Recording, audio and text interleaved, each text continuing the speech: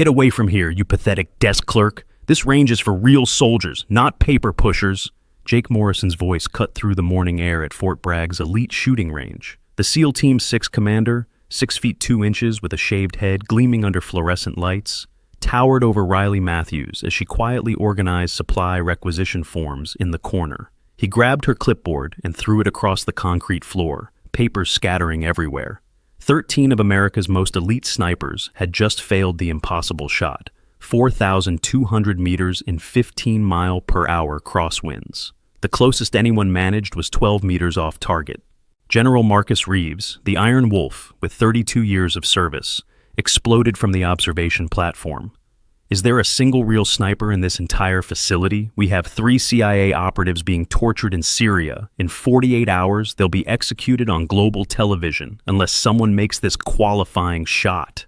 Riley Matthews, 5 feet 2 inches and barely 110 pounds in her oversized Supply Corps uniform, methodically picked up the scattered papers. Her light brown hair was pulled in a high bun, natural freckles dotting her face. Her hands trembled visibly. Everyone assumed from nervousness. Derek Hayes from Delta Force started recording. "Check this out, boys. Supply girl thinks she belongs here." Marcus Webb tossed an empty magazine at Riley's feet. "Fetch, little puppy." Riley stood slowly, looking directly at General Reeves with steady green eyes despite her trembling hands. "Permission to attempt the shot, sir." The range went silent for 3 seconds before erupting in mocking laughter. Jake Morrison's face flushed red. "That rifle weighs 30 pounds. Your shaking hands couldn't hold coffee steady." But Riley had already started walking toward the firing line. If watching someone get physically and emotionally demolished for trying to serve makes your blood boil, then this story will shake you to your core. This isn't just about an underdog. It's about the price of survival when everyone you tried to save is dead. Hit that like button right now if you believe broken soldiers deserve redemption, not mockery.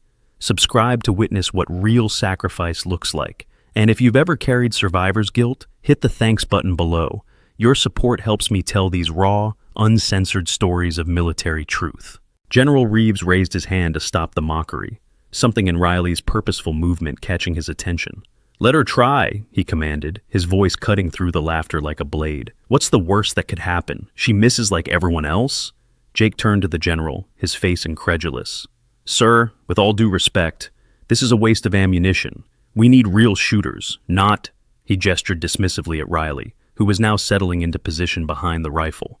"Not whatever this is." Riley ignored them all. She pulled something from her pocket, a small pill bottle that she opened with practiced efficiency despite her shaking hands. The medication inside wasn't standard-issue painkillers or anxiety medication.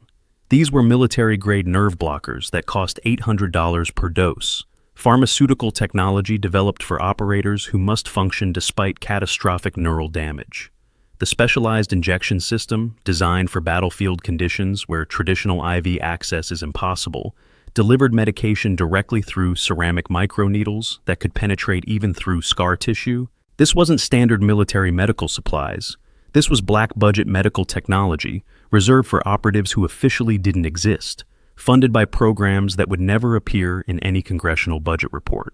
She dry swallowed 2 pills, then began adjusting the rifle's scope without looking at the markings. Her hands moved with the kind of muscle memory that comes from thousands of repetitions. The tremor was still there, but now it seemed to follow a rhythm, like a heartbeat, and she was timing her movements between the shakes. Derek stopped filming, his smile fading slightly. Something about the way she handled the weapon was wrong. Not wrong as in incorrect, but wrong as in it didn't match what they expected from a supply clerk. Riley closed her left eye, not because she needed to, but because there was still blood slowly seeping down from a small cut on her forehead where Jake's thrown clipboard had caught her. She whispered something under her breath, so quiet that only the spotter stationed next to her position could hear. 4,216 meters. Crosswind 15.3 miles per hour from the northwest. Temperature dropping 2 degrees in the next 30 seconds. Barometric pressure falling. Coriolis effect, compensation 673 mils. Target window. She paused, her breathing slowing to an almost meditative rhythm. 3 seconds. The spotter, a young corporal who had been assigned the thankless job of recording the failures, looked at her with sudden interest. Those weren't the calculations of an amateur. Those were the kind of precise measurements that took years of training to compute instantly. He opened his mouth to say something, but Riley had already begun her breathing sequence. 4 counts in, 4 counts hold, 4 counts out, 4 counts hold. It was textbook, but there was something else. Something in the way her entire body seemed to settle into the rifle, like she was becoming part of it. General Reeves had moved closer to the observation window, his eyes narrowing. In his 3 decades of service, he'd seen thousands of shooters, from raw recruits to Tier 1 operators. But there was something about this small woman's stance, something familiar that he couldn't quite place. It was in the way she positioned her shoulder, the angle of her elbow, the specific way she wrapped her finger around the trigger without actually touching it yet. He'd seen this exact technique before, but where? Jake was still protesting, his voice carrying across the range. "This is ridiculous. We're wasting time while our people are being tortured. Every minute we spend playing games with a supply clerk is a minute we're not finding a real solution." His anger was personal, deeper than just professional frustration. 2 years ago, his wife Sarah had been killed in Afghanistan during a mission that had gone catastrophically wrong. She'd been a sniper too, one of the few women to make it through the program, and Jake had never forgiven himself for not being there, for not protecting her. Seeing Riley now, attempting something his wife had trained her whole life for, felt like a mockery of Sarah's sacrifice. Riley's finger finally touched the trigger, resting against it with the lightest possible pressure. The range had gone quiet despite Jake's protests, everyone watching with a mixture of amusement and morbid curiosity. Some had their phones out, ready to capture what they assumed would be a spectacular failure. Marcus Webb had started taking bets on how far off target she'd be, with most people putting money on her not even hitting the hillside behind the target. Then something extraordinary happened. The tremor in Riley's hands, which had been constant since she'd arrived at the range, suddenly shifted.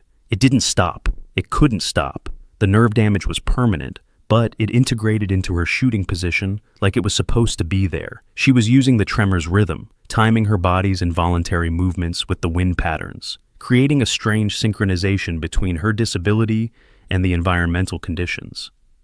"This is insane," Derek muttered, lowering his phone. "She's not even using the proper stance. Look at her trigger finger. It's shaking like a leaf." But even as he said it, something in his voice had changed. The mockery was still there, but underneath it was the first hint of uncertainty. Riley took one more breath, held it for a moment, then released half of it. In the space between heartbeats, in that impossibly small window, when her body's tremor aligned with a lull in the wind, she squeezed the trigger. The rifle's report was deafening in the enclosed space, the percussion wave hitting everyone like a physical blow. The bullet left the barrel at 2,800 feet per second, beginning its long arc toward the target over 2.5 miles away. For 3 seconds, nothing happened. 3 seconds of flight time during which 20 pairs of eyes tracked toward the distant target through spotting scopes and binoculars. 3 seconds during which Jake Morrison's sneer remained frozen on his face. 3 seconds during which General Reeves held his breath. Then the spotter's voice cracked across the silence. "Impact. Dead center. 4,216 meters. Perfect shot." The silence that followed was absolute. It was the kind of silence that happens when reality shifts, when everything you thought you knew gets turned upside down. Derek's phone slipped from nerveless fingers, clattering on the concrete. Marcus Webb's mouth hung open, the betting slip in his hand forgotten.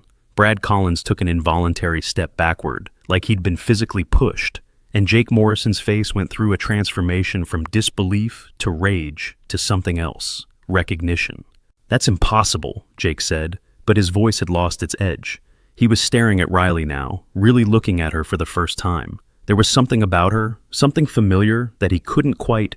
His eyes widened suddenly. That shooting pattern, 4-4-4 breathing. The trigger squeeze timing, I've seen that before. 18 months ago. Helmand Province. Riley stood up slowly from the rifle, her hands resuming their constant tremor now that she was no longer shooting. She turned to face Jake, and for the first time since she'd arrived at the range, she spoke more than a few words. "October 23rd, 0200 hours. Your team was pinned down by Taliban fighters. 8 hostiles with RPGs on elevated positions. You had 3 wounded, no air support, and 60 seconds before they zeroed in on your position." Jake's face had gone pale. "That was you. You were the shooter who saved us. 7 shots, 7 kills, all from over 1,600 meters in complete darkness. We never saw you, never knew who you were. Command told us it was a guardian angel, someone from a unit that didn't officially exist. Someone from a unit that got wiped out 3 days later, Riley said quietly, her green eyes never leaving Jake's face. Operation Nightfall. Maybe you've heard of it. The name hit the room like a grenade. Operation Nightfall was legend, the kind of story that got whispered in dark corners of military bases around the world. 8 operators from Ghost Unit, the most elite sniper team ever assembled, had been sent into Afghanistan on a black operation so classified that most people weren't even sure it had really happened.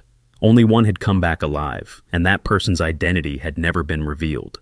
The official report said the survivor had died from injuries sustained during extraction, but there had always been rumors, stories of a ghost who'd held position for 72 hours, providing overwatch for wounded teammates while fighting off waves of Taliban fighters. General Reeves stepped forward, his weathered face showing a mixture of disbelief and something else. Hope? Matthews, he said slowly, like he was testing the name. Riley Matthews? Ghost 7?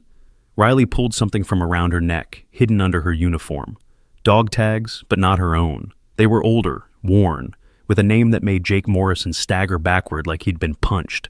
Sarah Morrison, KIA, Operation Nightfall. No, Jake whispered, his massive frame suddenly seeming to shrink. No, that's not... Sarah wasn't part of Ghost Unit. She was stationed at Bagram. She was... His voice broke. She was supposed to be safe. Riley's voice was steady but soft, like she was trying to minimize the damage her words would cause. She volunteered for Nightfall when our 7th operator got sick. Last-minute replacement, classified beyond top secret. You were never supposed to know. The dog tags caught the light as they hung from Riley's trembling hand. She died in my arms, Riley continued. 3 days after I saved your team, she was thinking about you. Her last words were about you and the kids. Jake's legs gave out. The 6'2" SEAL commander, who'd been through 3 combat deployments and countless operations, fell to his knees on the concrete.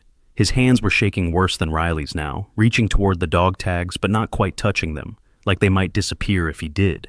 Derek Hayes had gone completely silent, his phone forgotten in his pocket. He was staring at Riley with a mixture of shock and growing shame. Marcus Webb had backed up against the wall, his face pale. Brad Collins was looking anywhere but at the scene unfolding in front of him. The other operators, the ones who'd been laughing and taking bets just minutes before, were frozen in place, witnesses to something far more profound than they'd expected when they'd come to the range that morning. Did you catch what Riley whispered when Jake grabbed those dog tags? Comment below if you figured out the connection between Jake's wife and Operation Nightfall. Veterans watching, have you ever discovered you were inadvertently responsible for a tragedy? Share this story with those who understand that friendly fire isn't always from bullets. Sometimes it's from trusted friends who betray without knowing. General Reeves moved closer to Riley, his voice dropping to barely above a whisper. The reports said you died. They said Ghost 7 was killed during extraction. Riley pulled off her jacket, revealing arms covered in surgical scars. Not random injuries, but precise incisions where bones had been pinned back together, where tendons had been reattached, where skin grafts had been applied. I died, she said simply. For 4 minutes and 37 seconds. They brought me back. Spent 6 months in a black site medical facility learning to walk again, learning to hold a rifle again with hands that wouldn't stop shaking. The nerve damage is permanent. Every shot I take hurts like touching fire, but I take them anyway. She rolled up her sleeve further, revealing something that made General Reeves take a sharp breath. A tattoo, but not decorative. It was a series of coordinates and names, etched into skin that showed clear signs of burn scarring. Operation Nightfall, KIA, Morrison, S. Hayes, D. Chen, L. Rodriguez, M. Park, J. Williams, K. Johnson, T. MIA, Matthews R., Ghost 7, 72 hours, 43 confirmed. 1 survivor. Derek Hayes made a sound like he'd been punched.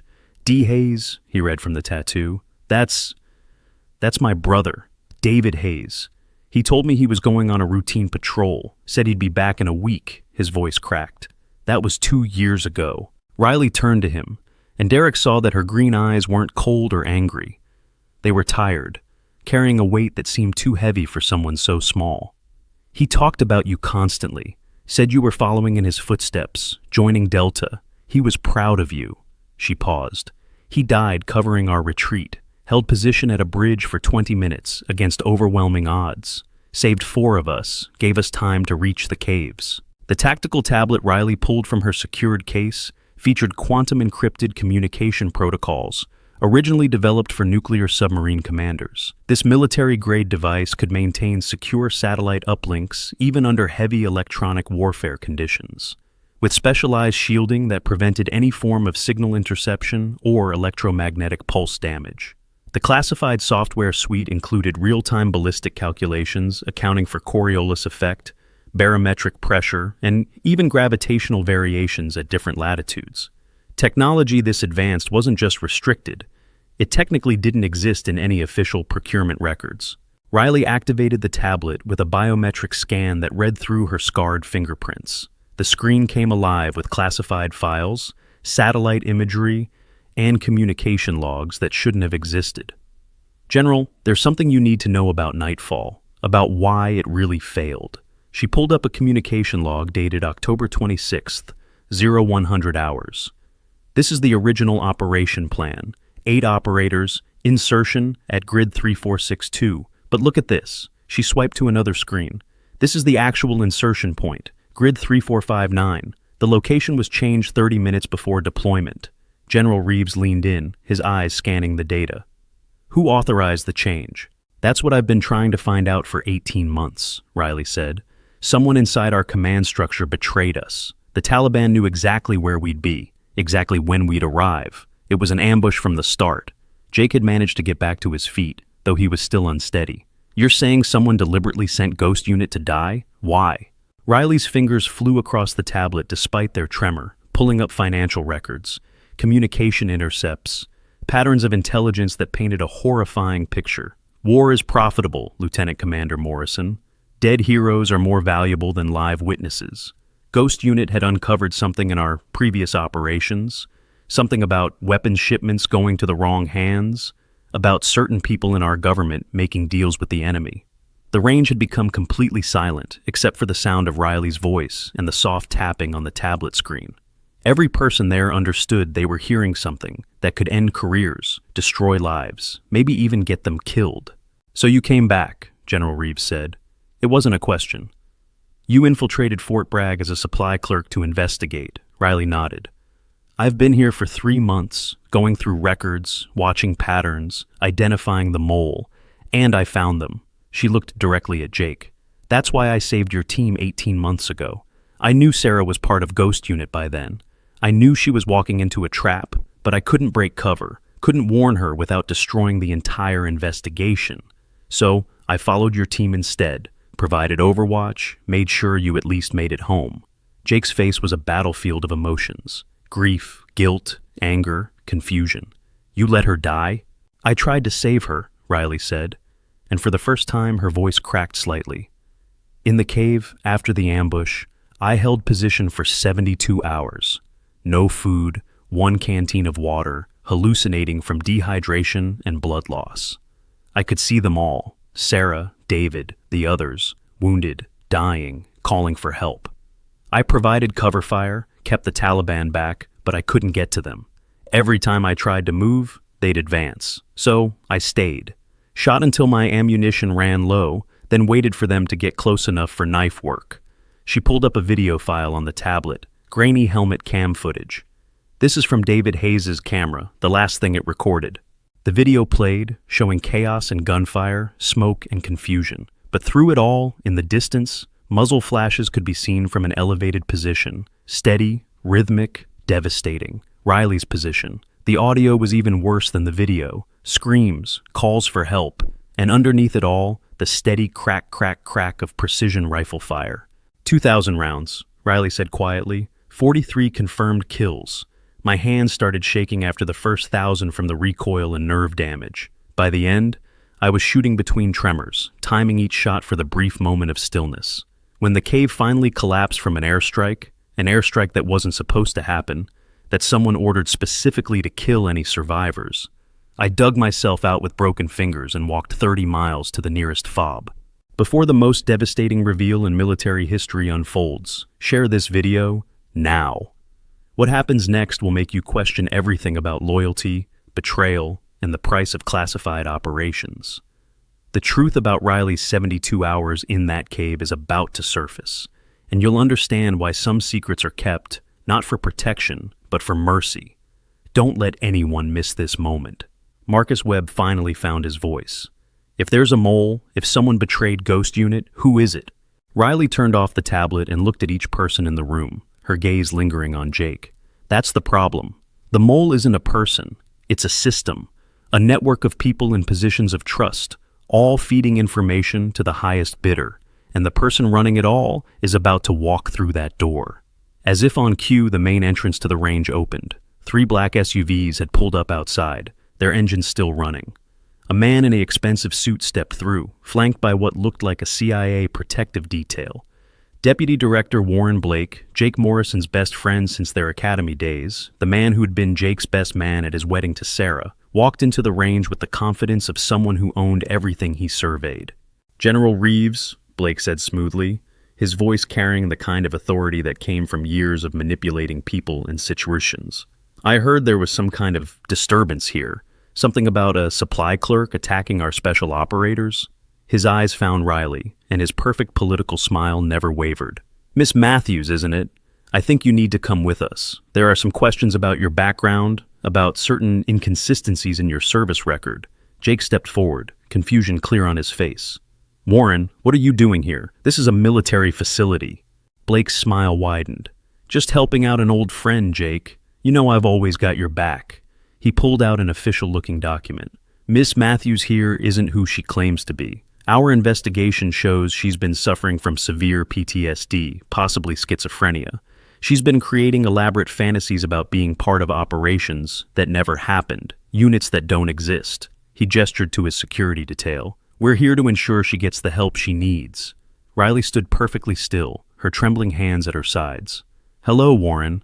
I've been waiting for you." Blake's smile flickered for just a moment. "I'm sorry, have we met?" "October 25th, Riley said. 0900 hours. You called me personally. Told me about the change in insertion points. Said it came from the highest levels. That operational security required the adjustment. You knew my authorization codes, knew exactly what to say to make me trust you." Blake's security detail had spread out slightly, hands moving toward weapons. The special operators in the range were caught in the middle, unsure what was happening, but sensing the sudden escalation in tension. "That's quite a story," Blake said, his voice still smooth but with an edge now. "But stories from mentally ill individuals rarely hold up under scrutiny." Riley smiled then, and it was the kind of smile that made everyone in the room take an involuntary step back. "That's why I recorded everything." She pulled out a small device from her pocket, not much bigger than a USB drive. 18 months of investigation, every communication, every financial transfer, every order you gave that led to American soldiers dying. It's all here, and it's already been uploaded to servers in 12 different countries. Dead man switch, Warren. If anything happens to me, if I don't input a code every 12 hours, everything goes public. Blake's facade cracked. His hand moved toward his jacket, toward the weapon concealed there, but Riley was already moving. Despite her trembling hands, despite her small stature, she crossed the 15 feet between them in less than 2 seconds. Her hand struck his wrist with surgical precision, sending his weapon spinning across the floor. Her other hand grabbed his collar, and using his own momentum against him, she drove him face first into the concrete. The security detail drew their weapons, but suddenly found themselves facing 20 special operators who had decided they'd heard enough. Derek Hayes had his sidearm out, pointed at the nearest CIA operative. Marcus Webb had moved to flank them. Even Brad Collins, who'd been trying to disappear into the background, had stepped forward. General Reeves's voice cut through the chaos with commanding authority. "Stand down, all of you! Lower your weapons!" The CIA security detail hesitated, looking between their boss on the ground and the wall of Special Forces operators facing them. Slowly, carefully, they holstered their weapons. Riley released Blake and stepped back, her hands shaking worse than ever from the adrenaline. Blake rolled over, his perfect suit now torn and dirty, blood running from his nose. "You have no idea what you've done," he spat. "The network I'm part of, it's bigger than you can imagine. They'll come for you. They'll come for everyone you care about." "I'm counting on it," Riley said. She looked at Jake. "That's why I need your help. All of you. Jake was staring at his best friend, or the man he'd thought was his best friend, with a mixture of horror and rage. Warren, tell me she's lying. Tell me you didn't send my wife to die. Blake's laugh was ugly now, all pretense of charm gone. Your wife was collateral damage, Jake. Just like the rest of Ghost Unit. They were getting too close to the truth, asking too many questions. The people I work for, they don't tolerate loose ends. Jake's fist connected with Blake's jaw before anyone could stop him. The crack echoed across the range, and Blake went down again, this time unconscious. Riley pulled out her tablet again, this time opening a different file. General, there's more. The 3 CIA operatives in Syria, they're not really CIA. They're arms dealers, part of Blake's network. The whole thing is a trap. They know I'm here. They know I'm the Ghost Unit survivor. They're trying to draw me out. General Reeves studied the intelligence she was showing him. If this is true, if we send a team in, they'll be walking into the same kind of ambush Ghost Unit did, Riley finished. But then her tablet beeped with an incoming message. She opened it, and her face went white. The screen showed a live video feed from Syria. 12 figures in orange jumpsuits, kneeling in a line. The camera zoomed in on their faces, and several people in the range gasped in recognition. Those are Ghost Unit members, General Reeves breathed. But the reports said they were all KIA. Riley's hands were shaking so bad now she could barely hold the tablet. They've been holding them for 18 months, torturing them for information. The video showed the condition of the prisoners, scarred, malnourished, but alive. At the end of the line was Sarah Morrison. Jake made a sound like a wounded animal. Sarah's alive, my wife is alive. A voice came from the tablet speaker, distorted but clear. Ghost 7, we know you're watching. You have 48 hours. Come alone to these coordinates, or we execute them all on live broadcast. The world will watch American heroes die, and it will be your fault for hiding like a coward. The video ended, replaced by a countdown timer. 47 hours, 59 minutes, 43 seconds. The countdown timer glowed on the screen like a death sentence. 47 hours, 59 minutes, 43 seconds. Every person in the range stood frozen, processing the impossible reality that 12 American soldiers presumed dead were actually alive, held captive for 18 months in conditions that defied imagination. Jake Morrison's legs gave out completely. He collapsed against the wall, staring at the frozen frame of his wife's face on the tablet screen. Sarah looked different. Gaunt, scarred, her once bright eyes now hollow, but she was breathing. She was alive. 18 months, he whispered. I mourned her for 18 months, had a funeral, told our kids their mother was never coming home. Riley set the tablet down carefully, her trembling hands making the simple action look like defusing a bomb. They kept them alive as bait. They knew eventually someone would come looking, someone who couldn't leave them behind. She turned to General Reeves. Sir, I need a plane to Syria. Unmarked, no official connection to the military. Absolutely not, Reeves said immediately. You're not going alone into what's obviously a trap.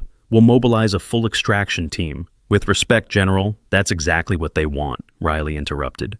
They send that video to me specifically because they know I'll convince you to send a team. How many operators will you commit? 20, 30? They'll all die, just like Ghost Unit was supposed to. Derek Hayes stepped forward, his face pale but determined.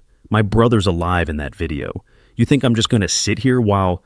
Your brother has been tortured for 18 months, Riley said bluntly.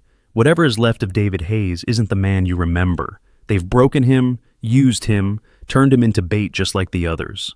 She pulled up intelligence photos on her tablet showing the compound in Syria.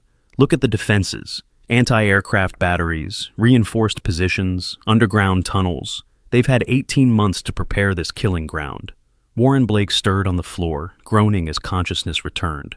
2 operators immediately restrained him, but he laughed through the blood running from his broken nose. You idiots still don't get it, do you? This isn't about revenge or money or power. It's about evolution, creating the perfect soldier. General Reeves grabbed Blake by the collar, hauling him to his feet. What are you talking about? Blake's smile was grotesque through the blood. Ask Ghost 7 about the injections. Ask her about the experiments. Ask her why she's the only one whose body accepted the serum. All eyes turned to Riley, who had gone very still. What serum? Jake demanded.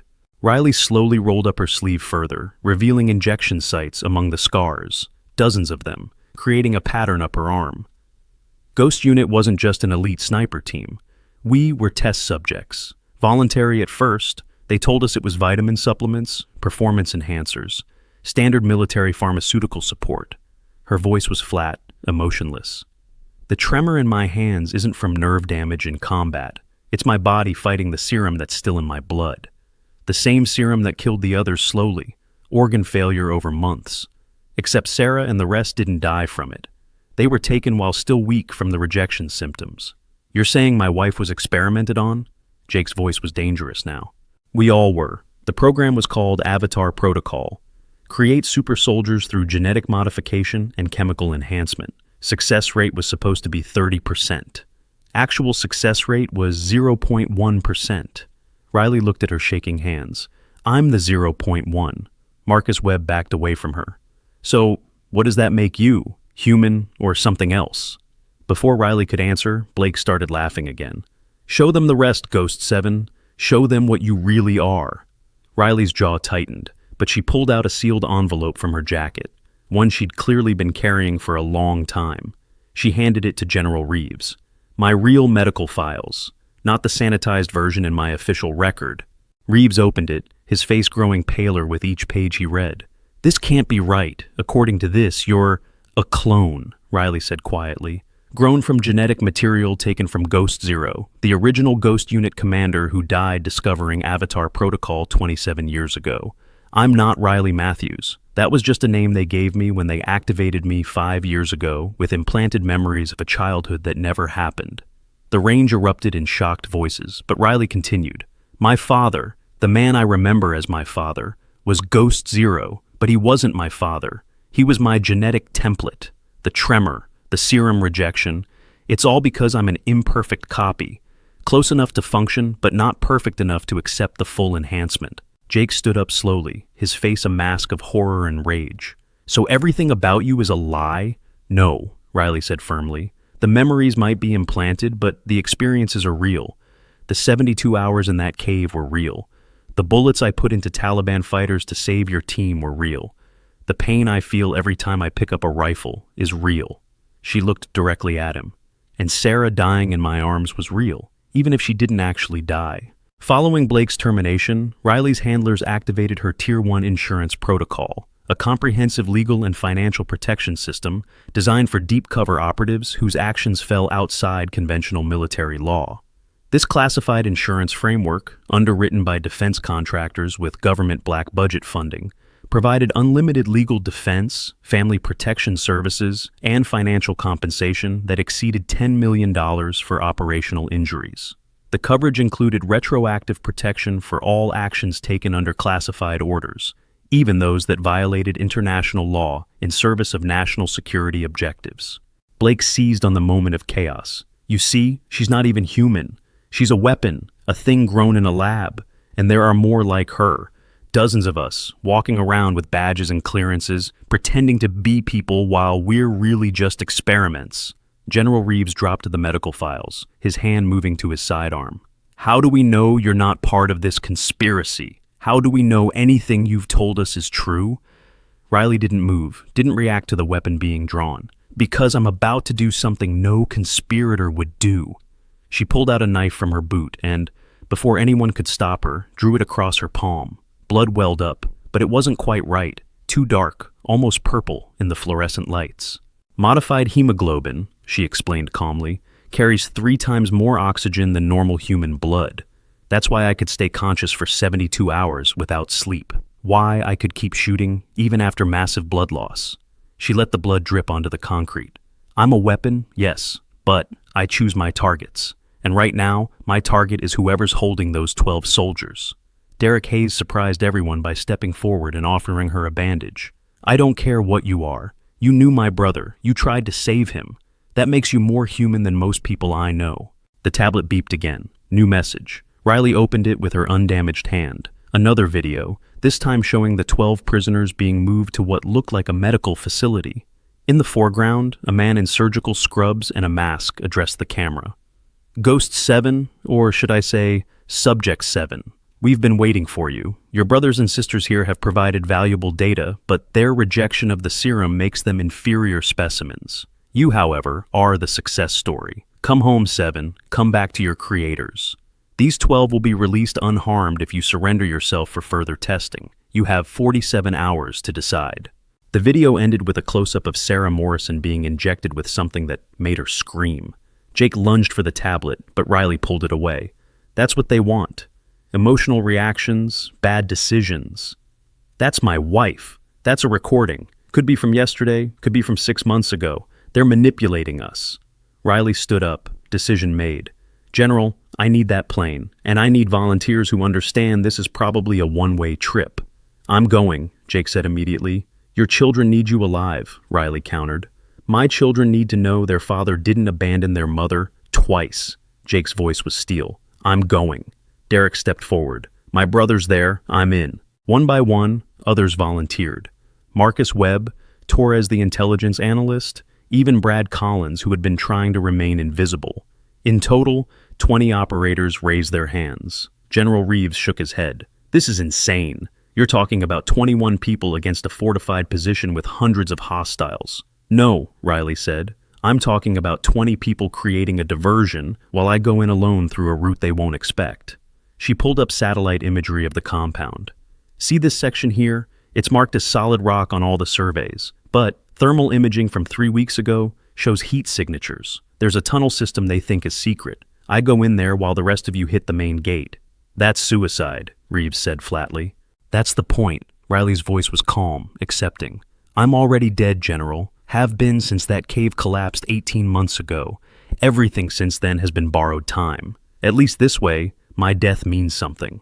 Jake grabbed her shoulder, forgetting for a moment about her clone revelation. You don't get to play martyr. Not when my wife is... Riley moved faster than should have been possible, using Jake's own grip against him to flip him onto his back. Even with her trembling hands, the technique was flawless. Your wife is probably already dead, Morrison. They all are. This isn't a rescue mission. It's recovery of bodies and revenge for Ghost Unit. She helped him up, her strength surprising for someone so small. But if there's even a 1% chance any of them are alive, I'll take it, because that's what humans do. They hope against logic. And if I'm going to die, I'd rather die believing I'm human than live knowing I'm just a weapon. The room fell silent. Warren Blake, still restrained on the floor, started laughing again. Beautiful speech. Did they program that into you, or did you come up with it yourself? Riley walked over to him and knelt down, her green eyes level with his. Want to know a secret, Warren? There aren't dozens of clones. There's only one. Me. The program failed completely except for a single subject. Your entire conspiracy, your network, your avatar protocol, it all failed because humans can't be manufactured. We're too chaotic, too unpredictable. Even my creation was an accident, a 1 in a billion chance that can't be replicated. Blake's laughter died. You're lying. Check your own files. After I was activated, they tried creating 47 more clones. All died within days. The technology doesn't work. I'm not the future of warfare. I'm a failed experiment that happened to survive. She stood up. Which means everything you've done, everyone you've killed, has been for nothing. Next week, we're covering the story of a female Marine who was left for dead in Fallujah until her unit discovered she'd already eliminated an entire insurgent cell while bleeding out. The footage we obtained will change how you view wounded warriors forever. Subscribe and hit the notification bell. These aren't just stories. They're hidden chapters of military history finally being exposed. General Reeves made his decision. I can't officially sanction this mission, but I can't stop volunteers from taking personal leave. There's a private military contractor's plane leaving from the civilian airport in 2 hours. I have no knowledge of where it's going or who's on it. Riley nodded. Understood, sir. The next 2 hours were a blur of preparation. Weapons were selected from the armory, all untraceable, all off the books. Riley chose her loadout carefully. A modified rifle that compensated for her tremor, ammunition designed for maximum lethality, and something else, syringes filled with clear liquid. What's that? Derek asked. The serum, Riley replied. Pure, concentrated. 1 injection would kill a normal human in seconds. But for someone already infected, someone whose body has been fighting it for months. She didn't finish the sentence. Jake was loading magazines with mechanical precision, his jaw set. When we get there, Sarah's my priority. No, Riley said firmly. The mission is the priority. We get whoever we can get. but we don't compromise the operation for individuals. She's my wife. She was your wife. Whatever's in that compound isn't the woman you married. 18 months of torture changes people, Morrison. Even if we get her out, she might not want to come back. She might not even recognize you. Jake's fist slammed into a locker. Then what's the point? The point is we try. We give them the chance to choose. That's what makes us different from Blake and his network. We give people choices, even if they're bad ones. The flight to Syria took 14 hours. They flew in a converted cargo plane, no markings, no flight plan filed with any legitimate authority. Riley spent the time going over the compound layout obsessively, memorizing every detail. The others cleaned weapons, wrote letters they hoped wouldn't need to be sent, and tried not to think about what was waiting for them. With 6 hours left on the countdown, they landed at a remote airstrip 50 miles from the target. Local contacts, people who owed Ghost Unit favors from years past, had vehicles waiting. The ride to the staging point was silent, except for the sound of weapons being checked one final time. Riley gathered everyone for a final briefing.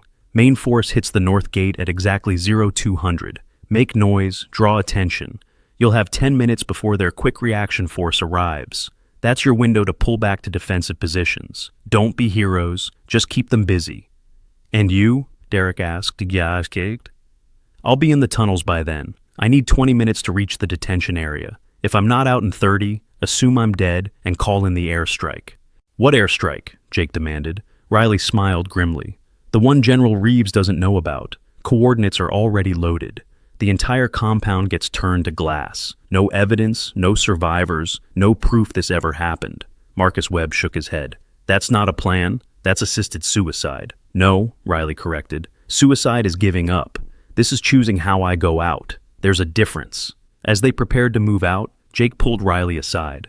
That thing you said about Sarah not recognizing me, you really believe that? Riley's green eyes were sad but honest. I've seen what 18 months of captivity does to people. Best case scenario, she's traumatized beyond anything therapy can fix. Worst case, she paused. Worst case, they've turned her, made her complicit in exchange for less torture. It happens, Morrison. Strong people break. It's not weakness, it's human nature. You didn't break. I'm not human, remember? The joke fell flat. Riley sighed. I broke in different ways. Every night I see their faces. 7 people I was supposed to protect. 7 failures. The only reason I keep going is the chance to balance that ledger. Save 7 others, maybe the ghosts will finally let me sleep. 0200 came too quickly.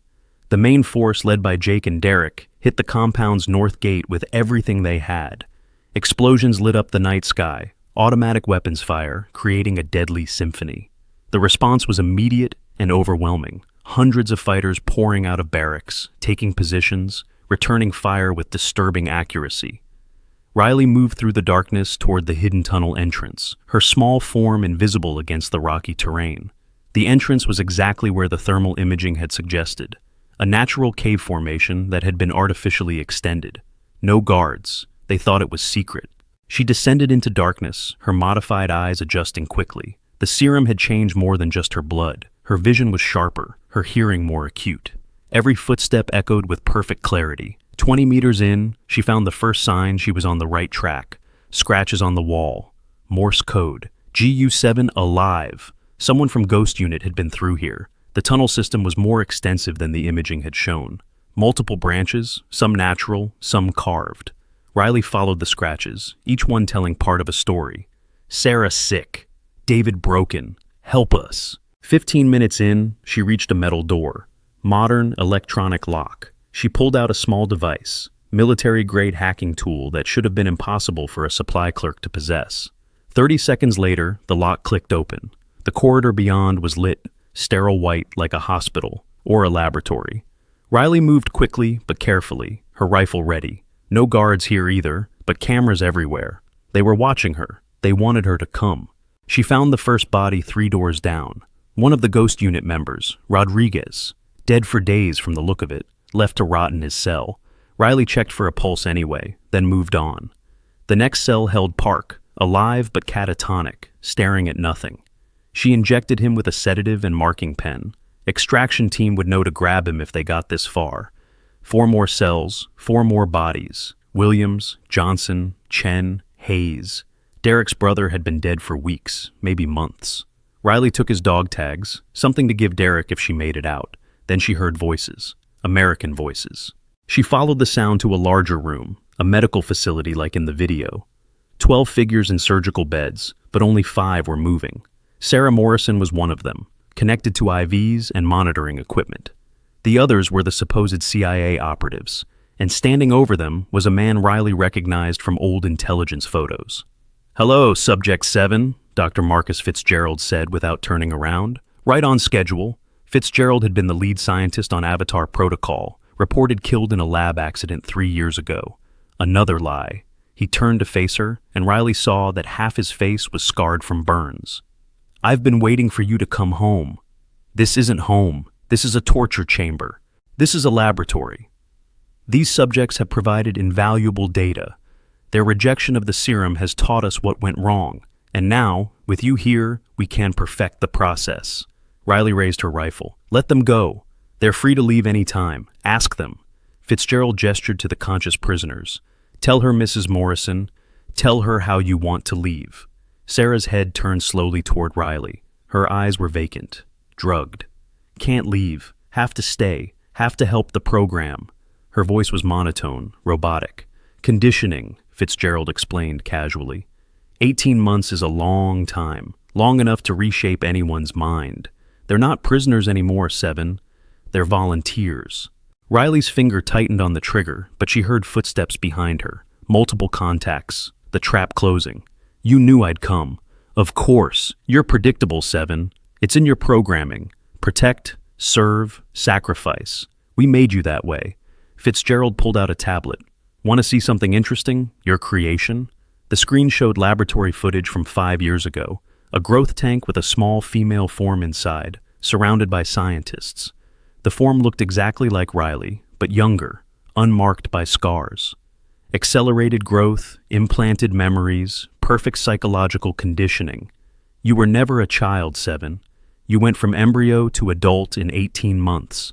Everything you remember before joining the military is fiction we wrote. Riley felt something crack inside her mind. Not breaking, but shifting. If it's all fake, why does it hurt so much? Because we programmed you to feel pain. It makes you a better soldier. Pain keeps you sharp, keeps you fighting. Fitzgerald moved closer. But we can turn it off. One injection and the tremor stops. The memories fade. You become what you were meant to be. Perfect. The footsteps were closer now. 10, maybe 12 fighters. Riley was surrounded, outgunned. She lowered her rifle slightly. "And them?" She nodded toward the prisoners. "Failures. We'll dispose of them humanely once you have agreed to return to the program." Riley laughed then, and it was a sound that made Fitzgerald step back. "You think I came here to save them?" She pulled out the syringes she'd prepared, not pointing them at anyone but holding them visible. Pure serum, enough to kill everyone in this room in seconds, including me. "You're bluffing. Self-preservation is hard-coded into your DNA." "You forgot something when you made me," Riley said. "You based me on Ghost Zero, and he had one defining characteristic you couldn't remove. He'd rather die than surrender." She smashed the first syringe against her neck, driving the needle deep. The serum entered her bloodstream like liquid fire. Fitzgerald shouted something, but Riley couldn't hear over the roaring in her ears. Her vision went red, then white. The tremor in her hands stopped completely. For a moment, perfect clarity. No pain, no doubt, no human weakness.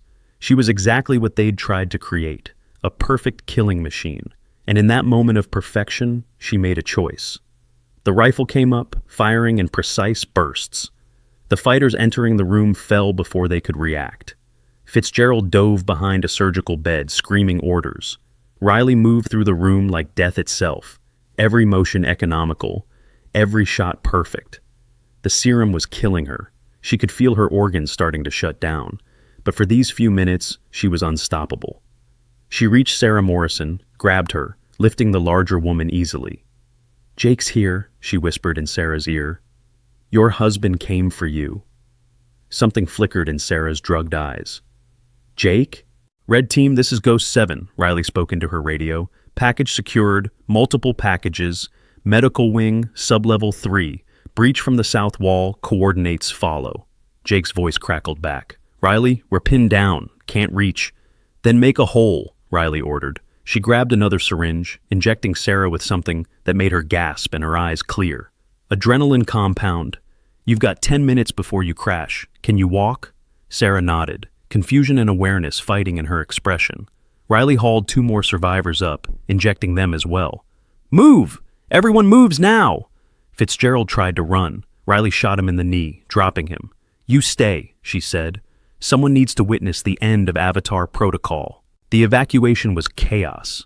Riley, her body burning from the inside out, led the survivors through corridors filled with smoke and gunfire. The main force had breached the compound, Derek and Jake fighting through the waves of defenders. When Jake saw Sarah, he froze for a heartbeat, then rushed forward. Sarah! Oh God! Sarah! His wife collapsed into his arms, sobbing, human again, if only temporarily.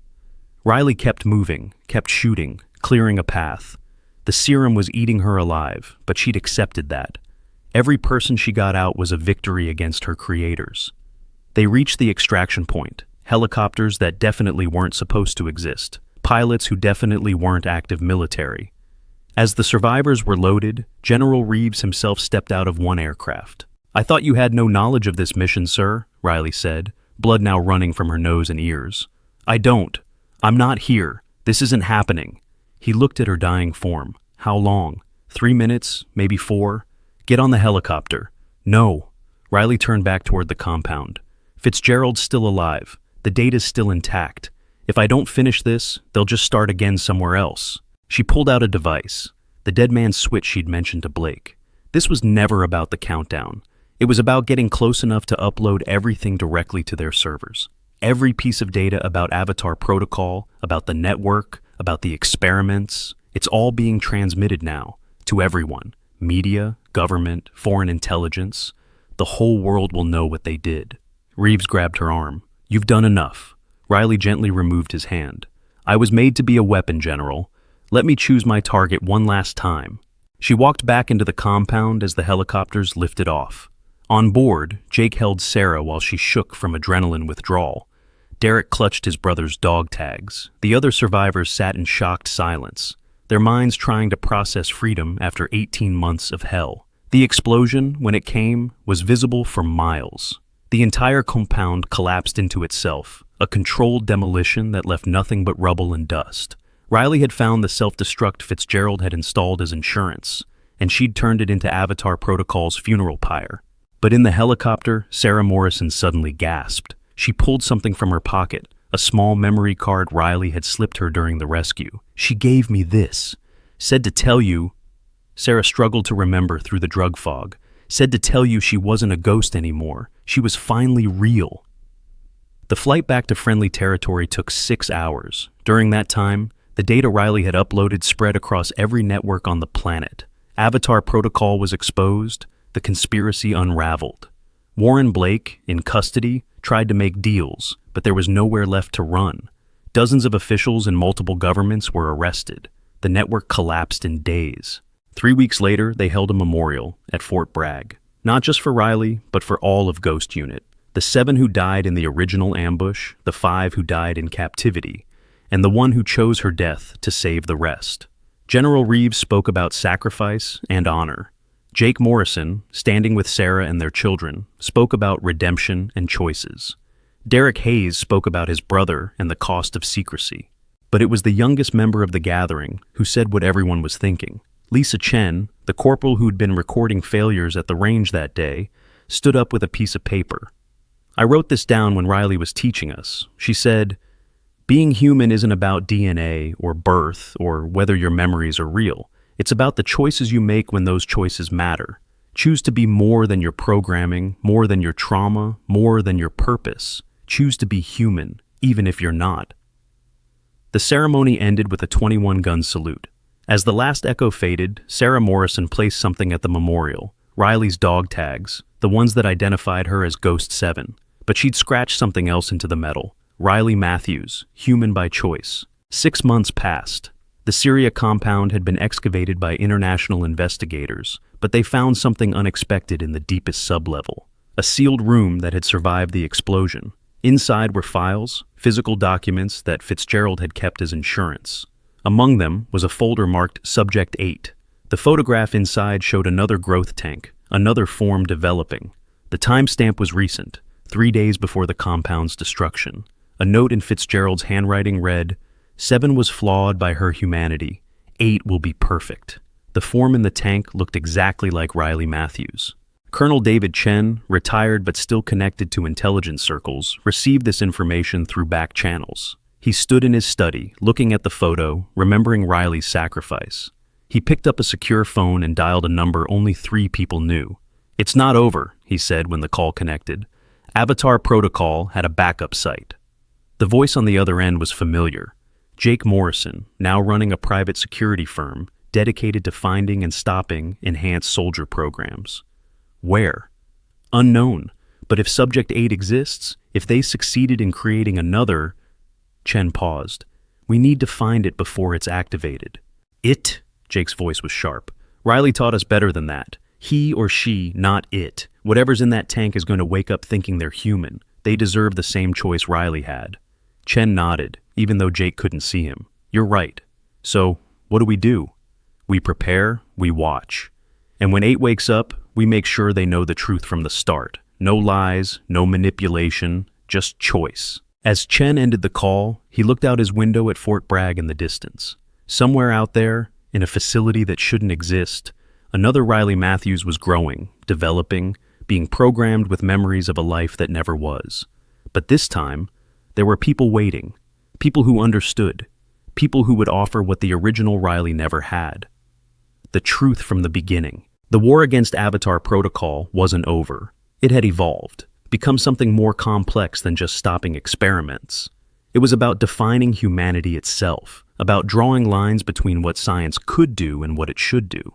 Riley Matthews had died believing she was human, despite being manufactured. The next question was whether humanity was ready to accept that being human might not require being born at all. Jake Morrison stood in his office, looking at a photo from Riley's memorial. In it, Sarah stood with their children, alive because Riley chose to be more than her programming.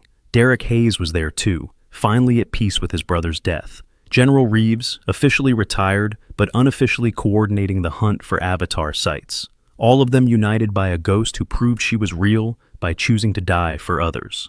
The phone rang. Another tip, another possible site. Jake answered it, ready to continue the mission Riley had started.